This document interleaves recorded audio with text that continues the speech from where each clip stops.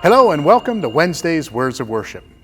You know, during our vacation Bible school last week, we talked about God creating each of us as a masterpiece. And in Psalm 139, David writes, "For it was you who created my inward parts. You knit me together in my mother's womb. I praise you because I have been fearfully and wonderfully made." And that was our message to our kids, that they are uniquely made by God.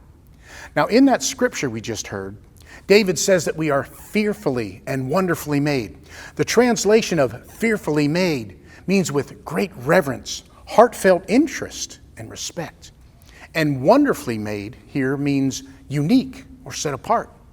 So we want to remember that all of us are created uniquely by God with heartfelt interest and with God's purpose. We have to remember them both. Now, we can be wonderfully made by God, but if we're not fulfilling His purpose, we're not realizing the potential that He created within us. For example, a piano is a beautifully crafted instrument with special wood for reflecting the sound and responsive action for the keys and the sounding board and the strings, and are all crafted together to create a beautiful instrument for beautiful music. But if we use a beautifully crafted piano as a bookshelf, or we just place pictures all over it, we're not using the piano for its intended purpose. The value of the piano is in using it in the way it was intended to be used, to create beautiful music. When we use it in this way, it is valuable. When we use it in any other way, it loses its value, and we've wasted our money, and we've diminished the value of the craftsman who designed the instrument, and we've significantly reduced the potential of the instrument.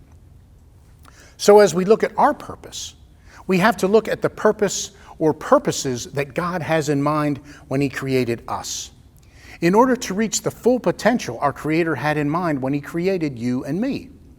And because we are created in God's image, our purpose cannot be fulfilled apart from Him.